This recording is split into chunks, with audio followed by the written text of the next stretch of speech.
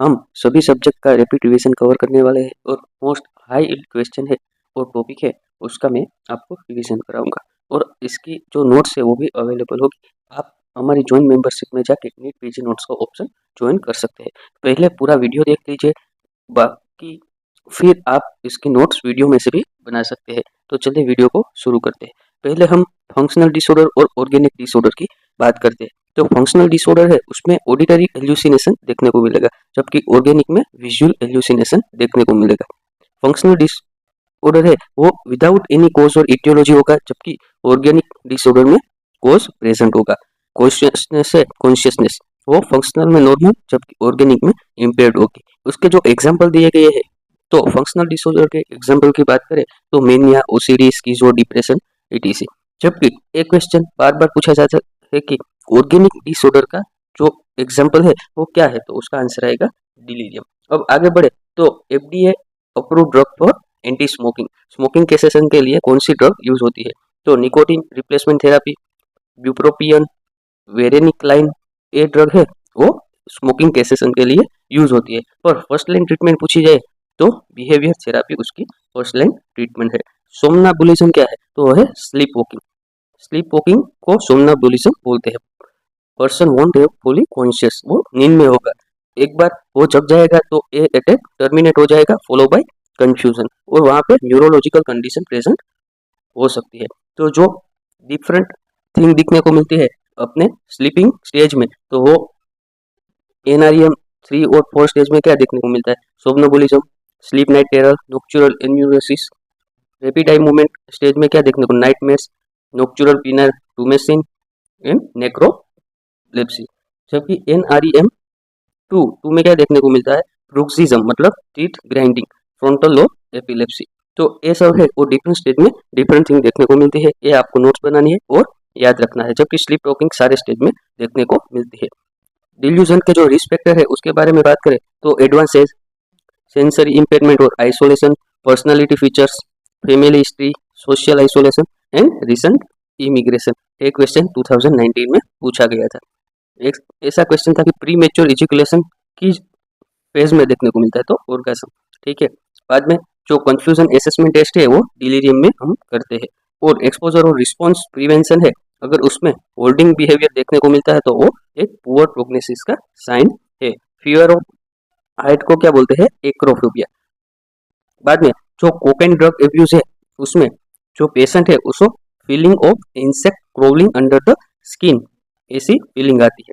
अब बात करें पोस्टपार्टम ब्लू, पोस्टपार्टम डिप्रेशन और पोस्टपार्टम साइकोसिस। पोस्टपार्टम ब्लू है वो लेस देन 2 वीक में देखने को मिलता है और पहले दिन से ही स्टार्ट हो जाता है। उसमें सैडनेस, लो मूड, टीयरफुलनेस, मूड लेबिलिटी, ये सब देखने को मिलता है। इसमें सिर्फ आपको सपोर्ट देना है मदर को, कोई ट्रीटमेंट नीडेड नहीं है। जबकि पोस्टपार्टम डिप्रेशन की बात करें तो वो 2 वीक से ज़्यादा और 1 मंथ के कम में देखने को मिलता है। उसमें डिप्रेस मूड होता है, गिल्ट होता है, एनहेडोनिया होता है और सुसाइड अटेम्प्ट, मदर खुद सुसाइड अटेम्प्ट करने की सोचती है। तो उसमें ट्रीटमेंट हम क्या देंगे, डिप्रेस मोड ये सब के लिए एंटी डिप्रेशन देंगे। अगर सुसाइड अटेम्प्ट का सिम्टम है तो हम उसमें ईसीटी देंगे। ठीक है। बाद में पोस्टपार्टम साइकोसिस, इसमें एक वर्ड आपको याद रखना है कि इन्फेंटिसाइड, मदर है वो अपने बच्चों को किल करने की कोशिश करेगी डिप्रेशन की वजह से, और लेस देन 1 मंथ में ही देखने को मिलता है। और इसकी ट्रीटमेंट में पहले तो आप मदर और चाइल्ड का सेपरेशन करेंगे और बाद में एंटी साइकोटिक देंगे। तो ये आपको याद रखना है, postpartum blue, postpartum depression and postpartum साइकोसिस। उसमें जो ब्लू है वो कई बार ज्यादा पूछा जाता है। अब बात करें तो रेस्टलेस लेग सिंड्रोम, तो उसमें creepy crawling sensation in leg देखने को मिलता है, नाइट में ज्यादा होता है।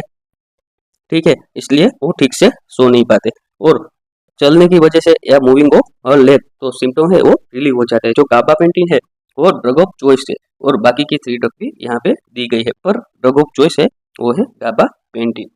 अब आगे बढ़े तो एंजाइटी डिसऑर्डर, तो जनरलाइज एंजाइटी डिसऑर्डर और panic disorder. Generalize anxiety disorder में क्या होगा, कंटिन्यूस सिम्टम देखने को मिलेगा, आपको 6 महीने से ज्यादा एंजाइटी के सिम्टम कंटिन्यूस देखने को मिलेंगे। जबकि पैनिक डिसऑर्डर है वो मोर देन 1 मंथ का अगर सिम्टम हो और एपिसोडिक होता है, कभी कभी ही पैनिक डिसऑर्डर आता है और पेशेंट है फीलिंग ऑफ इम्पेंडिंग डूम, ऐसी उसको फीलिंग आती है। रिकरेंट पैनिक अटैक, अगर more than 1 attack in month तो कॉल्ड पैनिक डिसऑर्डर। ठीक है। तो ये डिफरेंस आपको याद रखना है। और अगर कोई जो पेशेंट है वो कोई साइकेट्रिक बीमारी से पीड़ित है तो और पर वो अपना डिसीजन लेने के लिए कॉन्शियस है और सक्षम है, तो वो वॉल्यूंटरी सेल्फ एडमिशन हॉस्पिटल में कर सकता है। और उसका जो मैक्सिमम पीरियड है वो है 30 डे। आपको स्लीप पैटर्न किसी बुक में से पढ़ लेनी है, जो नॉन आरईएम स्लीप है, आरईएम स्लीप है, ये सब आपको पढ़ना है। बाद में डिप्रेसिव सिम्टम्स की बात करें, अगर कोई पेशेंट डिप्रेशन में है पर उसमें कोई स्ट्रेस का रीजन नहीं है तो वो उसका जो डायग्नोसिस है वो डिप्रेशन। अगर कोई स्ट्रेस है मतलब कोई किसी चीज़ की वजह से वो डिप्रेशन में है तो फिर उसे दो चीज़ में डिवाइड करते हैं, मेजर डिप्रेसिव डिसऑर्डर और adjustment disorder. Major depressive disorder है वो सीवियर है, उसमें सुसाइड के भी थॉट होते हैं, मोर देन 2 वीक सिम्टम देखने को मिलते हैं। और जो एमडीडी है मेजर डिप्रेशन डिसऑर्डर, उनके सारे सिम्टम देखने को मिलते हैं। जबकि एडजस्टमेंट डिसऑर्डर है वो माइल्ड टू मॉडरेट उसमें सिम्टम देखने को मिलते हैं, उसमें एमडीडी के क्राइटेरिया नहीं होते।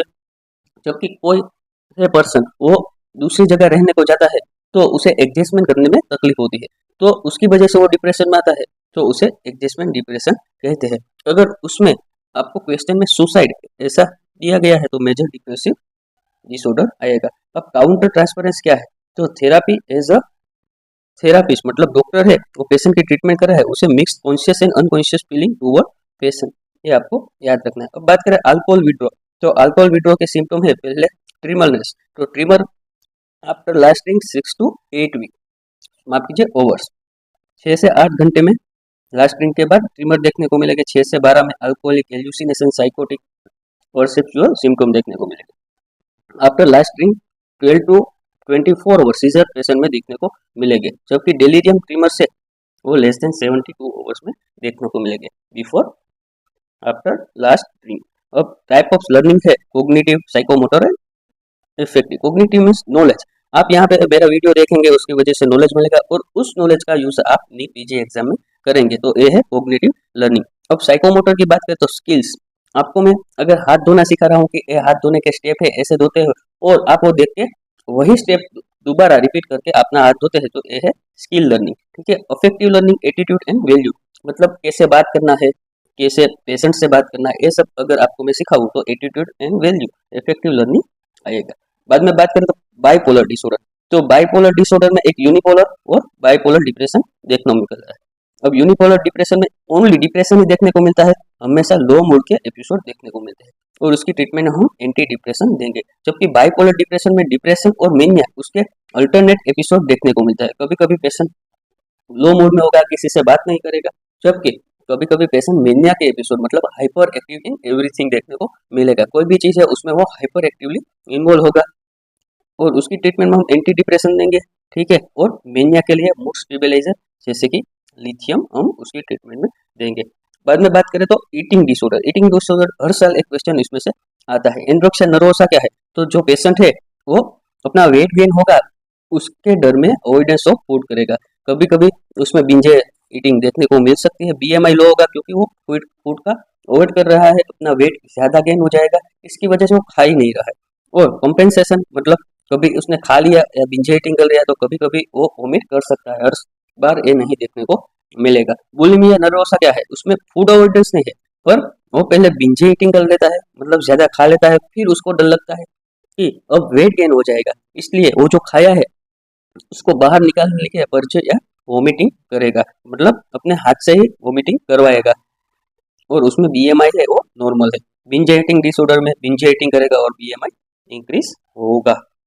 अब वर्निक्स इंसेफेलोपैथी क्या है, जो अल्कोहल है, अल्कोहलिक में विटामिन बी1 डेफिशिएंसी होती है, इसलिए ग्लोबल कंफ्यूजन, ऑप्थेल्मोप्लेजिया और एटेक्स है वो आपको याद रखना है, ये देखने को मिलते हैं। बाद में कर्साकोप साइकोसिस है, उसमें मेमोरी लॉस, कंफर्ट और बी1 डेफिशिएंसी देखने को मिलती है। और non pharmacological management for pre mature education क्या है, तो स्विच थेरापी, आपको फीवर, पेलर, हेपेटोस्प्लीनोमेगाली और पानसाइटोपेनिया ये दिया गया है सिम्टम्स। और साथ ही में बफीकोट एग्जामिनेशन पे मैक्रोपोज लेडेड विथ ऑर्गेनिज्म विथ काइनेटोप्लास्ट ये दिया गया है, तो उसका डायग्नोसिस होगा काला आजार। और एक काला आजार है वो सैंड फ्लाई से स्प्रेड होता है।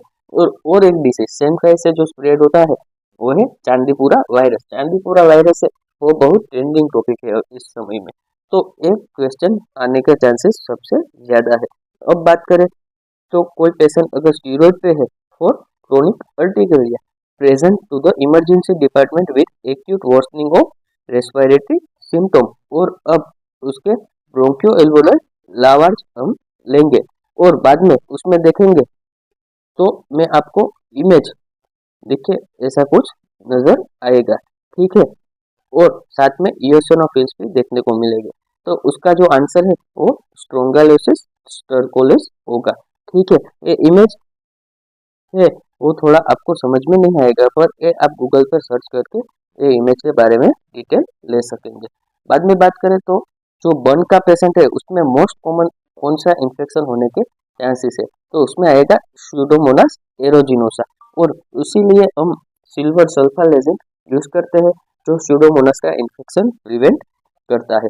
बाद में अगर कोई पेशेंट आपके पास आया पुरुलेंट है, अगर कोई पेशेंट आपके पास आया उससे यूरेथ्रल डिस्चार्ज है, वो अनप्रोटेक्टेड सेक्सुअल इंटरकोर्स के 1 वीक के बाद होता है, तो वो एक्यूट यूरेथ्राइटिस सजेस्ट करता है, और उसका जो मोस्ट कॉमन कोज है वो गोनोरिया है। अब आगे बढ़े तो मीजल्स, अगर मीजल्स दिया गया है मतलब कि कौन से सिम्टम, तो कोइजा, conjunctivitis, bluish white spot at buccal mucosa, ये सिम्टम दिए गए तो उसका डायग्नोसिस हम मीजल्स कर सकेंगे। बाद में वो किससे होता है, तो पैरामिक्सो वायरस से होता है, वो एनवेलोप सिंगल स्ट्रेडेड आरएनए है। बाद में जो फूड पॉइजनिंग है वो स्टेफाइलोकोकस के एंट्रोटॉक्सिन से होता है। अब आगे बढ़े, अगर कोई पेशेंट को डिसेंट्री है मतलब कि उसे ब्लडी डायरिया है साथ में एब्डोमिनल पेन है, तो उसका most common cause bacillary dysentery रहेगा, और उसके लिए जो हम मीडियम यूज करेंगे वो है सेलेनाइट एफ ब्रोथ। बाद में अगर कोई पेशेंट आए आपके पास painless indurated genital ulcer after unsafe intercourse, तो अगर पेनलेस इंड्यूरेटेड अल्सर है तो उसका मोस्ट कॉमन कॉज सिफिलिस होगा, और उसका डायग्नोसिस हम डार्क फील्ड माइक्रोस्कोपी पे करेंगे। बाद में आगे बढ़े तो name of parasite whose microfilaria have a sheath with no nuclear at tail end, तो उसमें आएगा ओचेरिया बेनक्रोफ्टी। आगे बढ़े तो अगर कोई टीनिया कपाइटिस का पेशेंट है उसमें व्हाइट पाउडरी कॉलोनी देखने को मिल रहा है, और ये most important air perforation test है वो पॉजिटिव है, तो उसका डायग्नोसिस होगा ट्राइकोफाइटोन मेंटा ग्रेफाइट्स। बाद में आगे बढ़े तो लेटिस हाइपोथेसिस क्या है, तो लेटिस हाइपोथेसिस है वो जो प्रेसिपिटेट रिएक्शन आता है एग्लूटिनेशन से उसके बारे में एक फिनोमेना है। तो उसमें 3 type, protozoa, zone of equivalence और पोस्ट जोन फिनोमेना। इसमें क्या होगा, जो एंटीबॉडी है वो बहुत ही ज्यादा होगी, इसलिए वीक और नेगेटिव प्रेसिपिटेट देखने को मिलेंगे, और उसमें जो फॉल्स पॉजिटिव रिजल्ट है वो ज्यादा मिलेंगे, इसलिए कई टेस्ट में पहले जो रिजल्ट है वो नेगेटिव आएगा, माफ कीजिए कि यहाँ पे फॉल्स नेगेटिव आएगा, उसमें फॉल्स नेगेटिव आएगा, ठीक है। बाद में थोड़ी देर बाद हम फिर से टेस्ट करेंगे तो वो पॉजिटिव आएगा थोड़े दिनों बाद में जोन ऑफ इक्विवेलेंस, उसमें क्या है, तो उसमें परफेक्ट रिजल्ट आता है, क्यों, क्योंकि उसमें जो एंटीबॉडी है और एंटीजन है वो दोनों प्रोफेशन में होता है, मतलब इक्वल होता है। अब पोस्ट जोन फिनोमेना की बात करें तो पोस्ट जोन फिनोमेना है उसमें एंटीबॉडी ज्यादा होती है, और उसमें भी एंटीजन ज्यादा होता है, सॉरी यहाँ पे एंटीजन आएगा एंटीबॉडी से, और यहाँ पे वीक और नेगेटिव प्रेसिपिटेट देखने को मिलेगा।